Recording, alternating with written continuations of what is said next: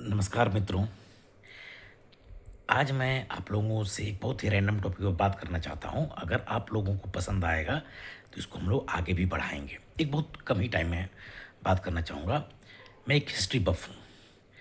मुझे हिस्ट्री में काफ़ी इंटरेस्ट रहा हुआ है और काफ़ी मैंने उस पर रिसर्च किया है, काफ़ी बुक्स मैंने पढ़ रखी हैं।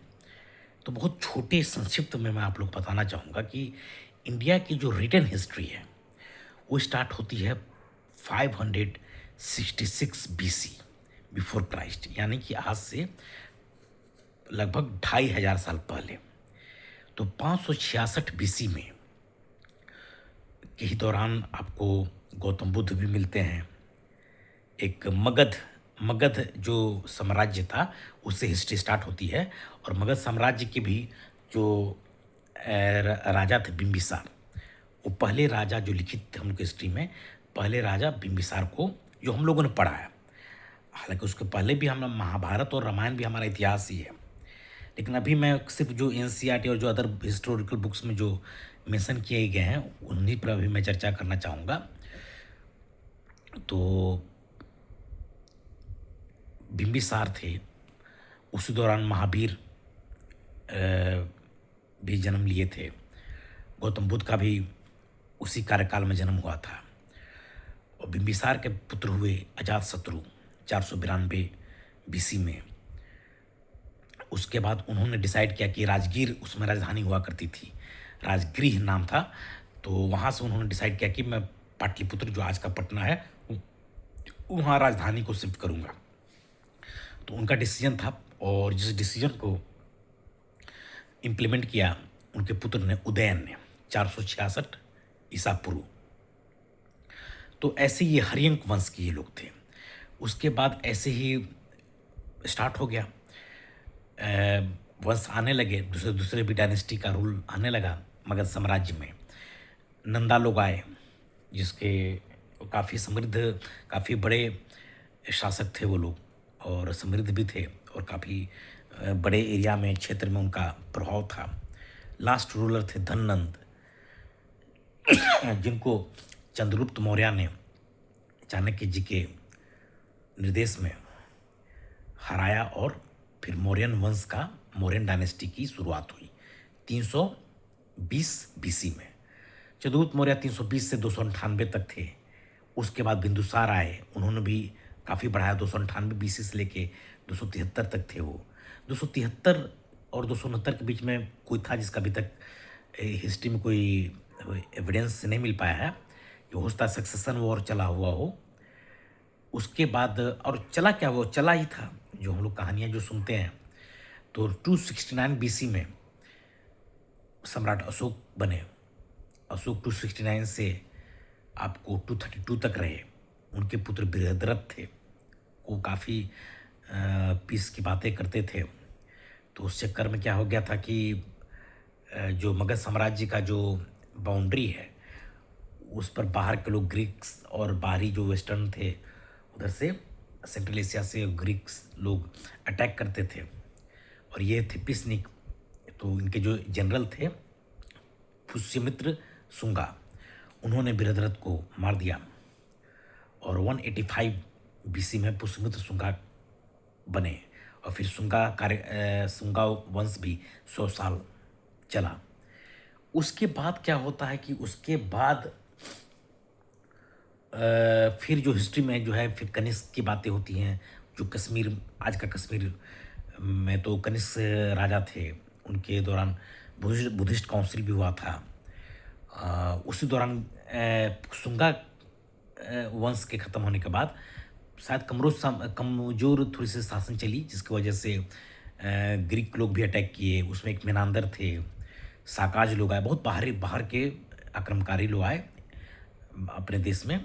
और आज उसमें बहुत सारे लोग हम लोग में इंटरमिंगल कर गए हैं, यहीं के लोग बन गए होंगे। तो उसके बाद चलते रहा वो कुशंस में कनिष्क आए, वो भी अच्छा राजा माने जाते हैं, प्रभावशाली सम्राट माने जाते हैं। उसके बाद गुप्ता लोग का, गुप्ता डायनेस्टी स्टार्ट होती है। वो स्टार्ट होती है आपको 250 एडी से।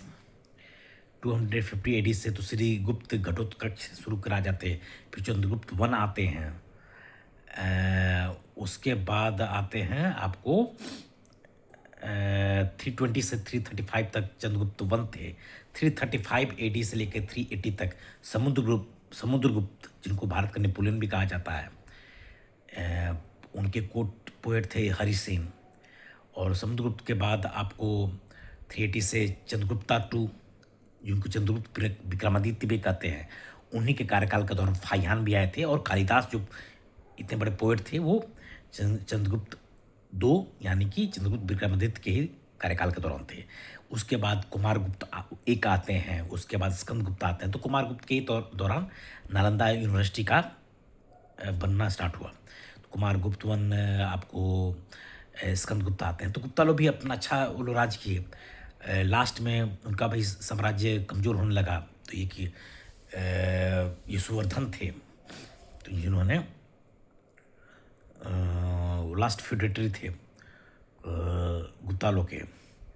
और एक मिहिर को लाया था 550 के आसपास में, वो हुन था, तो उसको हराया गया। और यशोवर्धन लास्ट थे। उसके बाद फिर ऐसे बढ़ते गया। फिर हर्षवर्धन आए, आपको हर्षवर्धन भी आए 607 एडी से लेके 647 एडी तक। तो उन्होंने राजधानी कन्नौज स्थापित किया। तो अब केंद्र 1000 साल के बाद केंद्र कन्नौज हो चुका था भारत का। उससे पहले पाटलिपुत्र या उसके इर्द गिर्द के एरिया थे 1000 साल तक मेन पावर सेंटर। उसके बाद कन्नौज हो गया हर्षवर्धन के दौरान। उसके बाद फिर से हुआ तो पाला लोग आए, धर्मपाल वगैरह लोग, भागलपुर जिसको कहते हैं, उसको उन्होंने लोगों ने राजधानी बनाया। तो सब चलते रहा। फिर राजपूत डायनेस्टी आई, एक से एक उसमें भी शासक रहे। हमारे पृथ्वीराज चौहान 1191 बैटल ऑफ तारान मोहम्मद गोरी से उन्होंने लड़ाई किया, हराया मोहम्मद गोरी को। 92 में मोहम्मद गोरी को सफलता हासिल हुई। तो उसके बाद वो फिर स्लेव डायनेस्टी जिसको कुतुबुद्दीन ऐबक 1206 से 10, इल्तुतमिश, रजिया सुल्तान, फिर वो खिलजी वगैरह सब आने लगे, तुगलक लोग। इसमें आपको एक था मोहम्मद बिन तुगलक, उनके दौरान तो काफ़ी गड़बड़ उन्होंने डिसीजन लिए, जिससे काफ़ी लोगों को क्षति हुई, देश को क्षति हुई। और उसके बाद they were not very, there bad rulers in a way we can say that, they were bad rulers, very bad rulers. तो Mohammad bin Tughlaq was followed by Firoz Shah Tughlaq. उस दौरान तैमूर लेम आया, 1399 में आया। उसने बहुत नरसंहार किया, दुष्ट आदमी था वो। और उसके बाद फिर चलते रहा। फिर आपको सैयद डायनेस्टी आई 1312 से लेकर 1350 तक। उसके बाद लोधी लोग आए, लोधी लोग चला, सिकंदर बहलोल लोधी और इब्राहिम लोधी। तो और 1526 में बाबर आया, और बाबर और इब्राहिम लोधी की लड़ाई हुई पटली बैटल ऑफ पानीपत में, जिसमें बाबर ने हरा दिया इब्राहिम लोधी को। तो फिर बाबर का राज हुआ 1526 से 30 तक बाबर, फिर हुमायूं, फिर बीच में 1539 में शेरशाह से हुई तो शेरशाह ने हरा दिया। 6 साल राज किया शेरशाह ने 1545 तक। फिर हुमायूं कमबैक मारे, फिर 1 ही साल रह पाए। फिर उनके बेटे को 1553 ने कुछ दिन रहे, फिर 1553 में उनकी निधन हो गया। तो अकबर आए, अकबर भी 50 साल लगभग राज किए। उसके बाद जहांगीर, शाहजहाँ, फिर औरंगजेब 1707 तक औरंगजेब ने राज किया, 1657 से लेकर 1707 तक। और उसके बाद औरंगजेब के जाने के बाद और बहुत कमज़ोर हो चुका था मुगल काल, और बहुत सिकुड़ गया था, ऑलमोस्ट ख़त्म। फिर मराठा भाई लोग एकदम आगे बढ़े, और उन्होंने काफ़ी एरिया पर मराठा भाइयों का रहा प्रभाव। और फिर अंग्रेज लोग भी जहांगीर के टाइम में एज ए बिजनेसमैन वो लोग एंट्री मारे थे, उन्हीं का फिर प्रभाव बढ़ते बढ़ते फिर। तो ऐसे ही मैंने संक्षिप्त में एक मिडिवल हिस्ट्री को और एंसेंट हिस्ट्री को जोड़ने का प्रयास किया है इतने कम समय में। हम लोग अगर आप लोग इंटरेस्ट दिखाइएगा, लाइक कीजिए, कमेंट कीजिए, आप लोग ज़रूर हमें बताएं, और हम ज़रूर इलेबोरेट करके हर कहानियों को काफ़ी रोचक वे में आप लोग को बताएंगे। आप लोग को याद भी रहेगा, और किसी परीक्षा में आप लोग एग्ज़ाम देना चाहते हो तो उसमें आप लोग को हेल्प भी करेगा। तो मैं एकदम एक फ्रेंडली जो टीचर होता वैसे ही आप लोग को ज्ञान, लेकिन जो अक्सर आजकल यूट्यूब इन्फ्लुएंसर्स और टीचर्स फालतू बातें ज़्यादा करते हैं, तो उसके करने की ज़रूरत नहीं है। आप टॉपिक पर टिके रहते हुए भी उसको बहुत ही इंटरेस्टिंग वे में अपने दर्शकों तक, अपने स्टूडेंट्स तक बता सकते हैं, दे सकते हैं। तो आई होप आप लोग हमें सपोर्ट कीजिए और हम ऐसे टॉपिक्स पर काफ़ी इलेबोरेट करके आप लोग से चर्चा करेंगे। धन्यवाद।